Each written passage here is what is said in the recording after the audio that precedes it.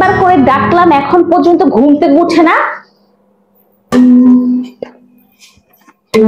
11টা বাজে, নবাবজাদার ঘুম ভাঙে না। আজ বাদে কাল বাদে পরশুদিন ঈদ, বাসায় বাজার নাই, কোনো খবর নাই, এখন পর্যন্ত ঘুমায়। অলসের অলস কোথাকার। সকাল সকাল একটু শান্তিতে ঘুমাইতেও পারবো না, তোমার হয়েছেটা কি? বুঝো না কি হয়েছে? ঈদের যে বাজার নাই সেই খবর আছে? ঈদের বাজারটা এখন পর্যন্ত করা হয়নি। যাও তাড়াতাড়ি বাজারে যাও। এই বাসায় কি আমি একা থাকি যে সবসময় আমাকেই বাজার করতে হবে? আর কেউ কি কখনোই বাজার করবে না? ওরে বাবা, থাকো তো ঘর জামাই, এত উচ্চস্বরে কথা আসে কোত্থেকে? তোমাকে যেভাবে বলবো ঠিক সেভাবেই করবা, ওভাবে করতে হবে তোমাকে। দেখো, তুমি ঘর জামাই বলবা না। কোনোদিন দেখছো একটা জামাই ঘরের বাইরে থাকে? সব জামাই তো ঘরেই থাকে, শুধু শুধু ঘর জামাই বলতেছো। সব জামাই ঘরেই থাকে, তোমার মতন জামাই কোথাও নাই। খালি তো খাও বসে বসে শ্বশুরের টাকা, আমার বাপের টাকা বসে বসে খাও, আর আমায় এসে বুঝো না একটা টাকা ইনকাম করার তো মুরদ নাই। তুমি কিন্তু আমাকে অপমান করতেছো। আমি যদি কাজই করি তাহলে 10তলা বিল্ডিং এর ভাড়া কে উঠাবে? কে দেখাশোনা করবে? আরে এত টাকা খাবে কে? তোমার লজ্জা করে না এসব কথাবার্তা বলতে? শ্বশুরের টাকা বসে বসে খাও, নিজে তো একটা জমি পর্যন্ত নাই, বেকারের ঘরে বেকার। বেকার বলবা না, আমার খুব খারাপ লাগে। আমি যে শ্বশুরের সম্পদ দেখে শুনে রাখি, এটাও বা খারাপ কিসে? এটা কম কিসে বলো? বাজারে ব্যাগ নিয়ে আসো, টাকা নিয়ে আসো, আমি বাজার নিয়ে আসতেছি।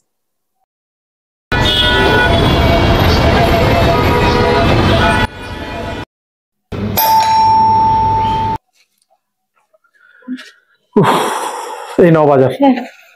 শুনো, ঈদের দিন আমার 10-12 জন বন্ধু আসবে, একটু বেশি করে সেমাই রান্না করো। হ্যাঁ, কি বললা তুমি? বেকারের আবার বন্ধু?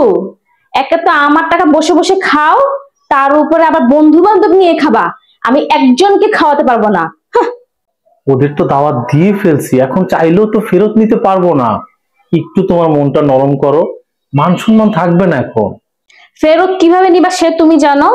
আমি কোনো এক্সট্রা লোক খাওয়াতে পারবো না, এই আমি বলে দিলাম, শেষ।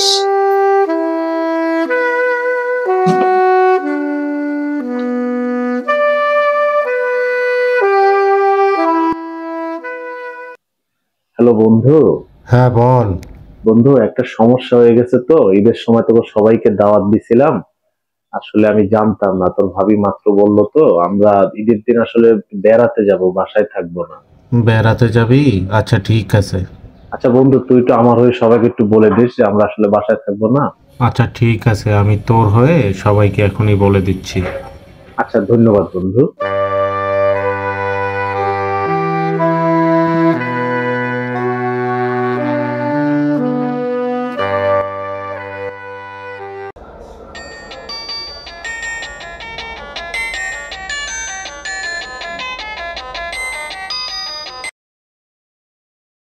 হ্যালো, আসসালামু আলাইকুম। ওয়ালাইকুম আসসালাম। আপনি কি কামরুল হাসান বলছেন? জি, কামরুল। আচ্ছা, আপনার আমেরিকার ভিসা ফাইনাল হয়েছে, আগামী মাসের 2 তারিখে আপনার ফ্লাইট। কংগ্রাচুলেশন, আপনি অফিসে এসে দেখা করে যাবেন। ধন্যবাদ, ধন্যবাদ।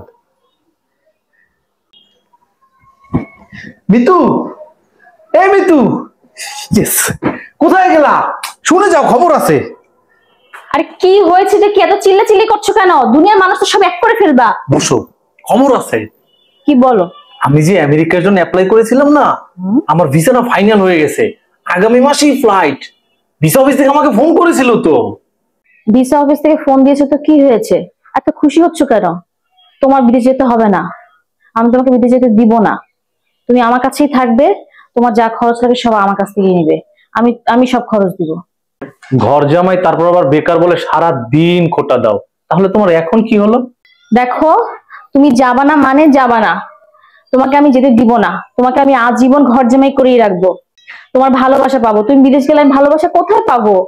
তাহলে যে সারাক্ষণ আমার সাথে ঝগড়া করতে থাকো ঘর জামাই বলে, যে কোনো কাজ করি না, কোনো কাজ করি না। ওই শাসনের মাঝেই তো ভালোবাসা লুকিয়ে থাকে। তোমাকে আমি কত ভালোবাসি তুমি বুঝো না? তোমাকে আমি খুব ভালোবাসি, আর তোমাকে ছেড়ে আমি থাকতে পারবো না। কথা দাও তুমি আমাকে ছেড়ে যাবে না।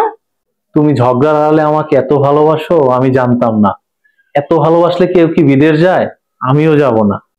হুম, সারাক্ষণ তোমার সাথে ঝগড়া করবো আর তোমাকেই ভালোবেসে যাবো।